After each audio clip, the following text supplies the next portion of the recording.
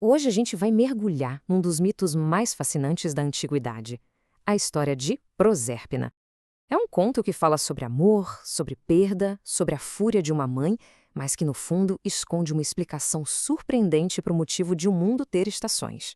Parece uma pergunta meio estranha, não é? Mas acredite, a resposta está bem no coração dessa história super dramática.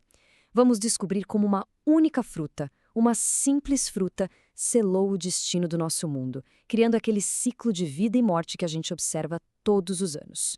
Bom, tudo começa com uma intervenção divina. Não foi por acaso, não. Foi um plano bem deliberado, que deu início a uma cadeia de eventos que mudaria o mundo para sempre. E tudo isso envolvendo 4 figuras-chave. Então, vamos conhecer os personagens? Primeiro temos Plutão, o solitário e inquieto deus do submundo. Depois, Vênus, a deusa do amor que, vamos combinar, adorava causar um drama. E o filho dela, Cupido, sempre a postos com suas flechas. E por fim, a inocente Prosérpina, a bela filha de Ceres, a deusa da agricultura. E aqui, olha, aqui é o momento em que tudo começa. Vênus vê Plutão ali, vagando pela terra, entediado com seu reino sombrio, e tem uma ideia. Ela chega perto do filho, Cupido, e sussurra essa sugestão de distraí-lo. Essa frase, que parece tão inocente, é o gatilho para todo o caos que estava por vir. O Cupido, claro, entendeu o recado na hora. Ele pega sua flecha mais afiada e... pronto! Acerta em cheio o coração de Plutão. E foi no mesmíssimo instante em que os olhos dele pousaram em Prosérpina, que estava lá, tranquila, colhendo flores num campo. Naquele momento ele foi consumido por um desejo avassalador, um ímpeto verdadeiramente infernal. E ele não pensa 2 vezes, Plutão simplesmente lança sua carruagem negra na direção dela. As amigas de Prosérpina saem correndo, apavoradas, e a deixam sozinha.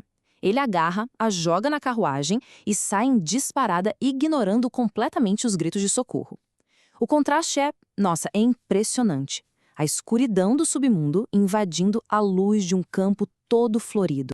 A notícia do rapto, claro, chega até Ceres, a mãe de Prosérpina, e a reação dela mergulha o mundo numa era de desespero. A dor de uma mãe estava prestes a se tornar um problema de todo mundo.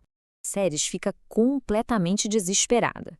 Ela começa uma busca incansável, vagando pela terra dia e noite sem parar.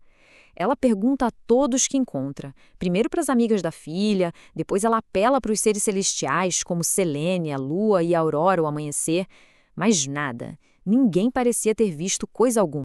E é aqui que a gente vê as consequências globais. Consumida pela dor, Ceres, que era a deusa da fertilidade e da agricultura, simplesmente esquece de suas obrigações.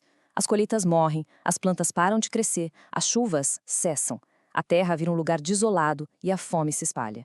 O luto de uma única deusa se tornou uma catástrofe mundial. A virada na história acontece quando Ceres, já exausta, senta-se ao lado de uma fonte. Mas essa fonte, na verdade, era a ninfa Ciana, que tinha tentado impedir Plutão e foi transformada por ele. Como não podia falar, a ninfa usa a própria água para mostrar a Ceres que a filha dela foi levada para debaixo da terra. A suspeita se confirma quando o cinto de Prosérpina aparece boiando na água. Agora, com a verdade em mãos, Ceres não vai mais procurar. Ela vai confrontar. E o próximo destino dela é o Olimpo, para falar com o único deus com poder sobre Plutão, Júpiter, o rei dos deuses. O confronto é bem direto. Ceres exige que Júpiter force o irmão a devolver Prosérpina. Mas Júpiter, sabe como é, tenta se esquivar, dizendo para Ceres simplesmente voltar ao trabalho dela e cuidar da terra. Ele não queria arrumar um conflito familiar com o temível deus do submundo. Mas Ceres não cede um centímetro. Ela lança um ultimato. O mundo vai continuar estéril, sem uma única folha nascendo, até que a filha dela seja devolvida. Ela usa seu poder sobre a natureza como sua arma definitiva. Agora o impasse não é só entre 2 deuses, mas entre a ordem divina e a sobrevivência do mundo inteiro. Pressionado, Júpiter finalmente concorda em intervir, mas com uma condição. E uma condição crucial, uma regra antiga estabelecida pelas Parcas, as fiandeiras do destino. A regra era simples e absoluta. Prosérpina poderia voltar sim, desde que não tivesse comido nada no submundo. Qualquer alimento consumido lá aprenderia para sempre àquele reino. Com essa condição em mente, Ceres desce ao reino das sombras para buscar a filha. Mas em vez de encontrar uma prisioneira, ela vai encontrar uma rainha. E a solução para o impasse virá da própria Proserpina. Depois de uma jornada assustadora passando por Caronte e Cérbero, Ceres finalmente encontra Proserpina. E o choque é imenso. A filha dela não é uma prisioneira sofrendo. Ela está sentada num trono, ao lado de Plutão, reinando como a rainha indiscutível do submundo. A perspectiva da própria Proserpina é surpreendente. Ela admite que a abordagem de Plutão foi, digamos, agressiva, mas ela também revela que ele a tratou com muito respeito e gentileza, como uma verdadeira rainha. Parece que ela encontrou poder e propósito nessa nova posição. Mas Ceres só tem uma coisa em mente: a regra das parcas. Ela se vira para a filha e faz a pergunta que vai decidir tudo. A liberdade de Proserpina e o destino da Terra, tudo dependia de uma única resposta. E a resposta vem: sim, ela comeu. Apenas uma romã, que ela mesma colheu nos jardins de Plutão, uma única fruta. E com essa simples confissão, o destino está selado. A lei das parcas não pode ser quebrada. Proserpina agora pertence, em parte, ao submundo. E antes que a discussão entre Ceres e Plutão exploda, é a própria Proserpina que intervém com a solução. Um acordo genial, que mostra a sabedoria dela como rainha. Ela passaria metade do ano na Terra, com a mãe, e a outra metade no submundo, com o marido. Isso explica de forma brilhante a origem mítica das estações. Quando Proserpina está com a mãe, Ceres fica feliz, e a Terra floresce, trazendo a primavera e o verão.